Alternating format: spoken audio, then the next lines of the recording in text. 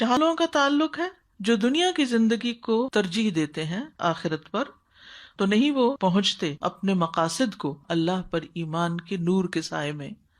اور یہیں سے پھر وہ بات شروع ہوتی ہے.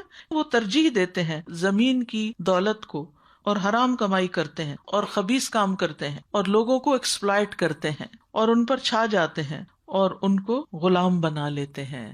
یعنی اپنے مقاصد کے حصول کے لیے لوگوں کو اپنا غلام بنا لیتے ہیں اور ان کو کنٹرول میں لے آتے ہیں اور حرام کام کرتے ہیں اور صرف دنیا کی دولت کو ترجیح دیتے ہیں، جب وہ نور ایمان سے خالی ہو کر صرف دنیا ہی دنیا چاہتے ہیں اور آخرت کو بھلا دیتے ہیں.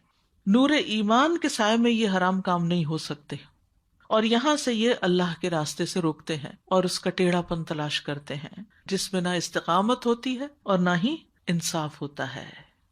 تو اس سے کیا پتہ چلتا ہے کہ جو لوگ اللہ کے عہد کو توڑ دیتے ہیں تو پھر ان کی زندگی کس طرح فرق ہو جاتی ہے، کیسے مختلف ہوتی ہے ان کے مقابلے میں جو یہ آیت میں آیا وَمَن يَعْتَصِم بِاللَّهِ فَقَدْ هُدِيَ إِلَى صِرَاطٍ مُسْتَقِيمٍ. تو یہ دو مختلف رویے ہیں جس کی بنیاد میں ہی فرق ہے.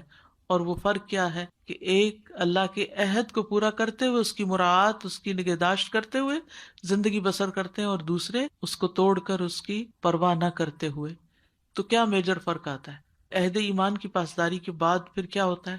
جو عہد پورا کرتا ہے وہ آخرت کو ترجیح دیتا ہے اور دوسرا دنیا کو ترجیح دیتا ہے. یعنی عہد کی پاسداری وہی کرے گا جو آخرت کو اپنی پرائرٹی رکھے گا، آخرت کو مد نظر رکھے گا. اور جو اس کو بھول جاتا ہے، اور وہ بھلاتا بھی کیوں ہے، وہ کیوں نہیں اس عہد کی پاسداری کرنا چاہتا؟ کیونکہ وہ دنیا کی محبت میں مبتلا ہے اور دنیا اس کی ترجیح ہے، مقاصد مختلف ہیں. آخرہ اورینٹڈ ہونا استاذہ یہ ہماری زندگی میں اتنا سکون اور اطمینان لاتا ہے نا.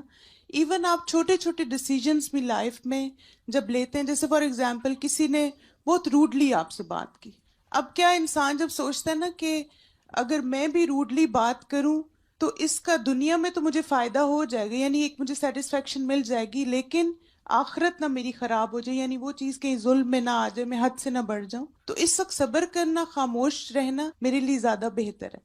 تو ایون چھوٹے چھوٹے جو ہمارے ٹاسک ہوتے ہیں وہ بھی بہت ایزی ہو جاتے ہیں جب ہم اپنی آخرت کو سامنے رکھتے ہیں. مجھے ایک آپ کی بات الحمدللہ ہمیشہ زندگی میں بڑا اس نے فائدہ دیا. میں نے آپ سے ایک دفعہ پوچھا کہ استاذہ آپ کیسے ڈیسیژنز لیتی ہیں نا، تو آپ نے کہا کہ میں نا ہمیشہ دیکھتی ہوں کہ اس کام سے کیا صرف میری دنیا کو فائدہ ہو رہا ہے یا آخرت کو بھی.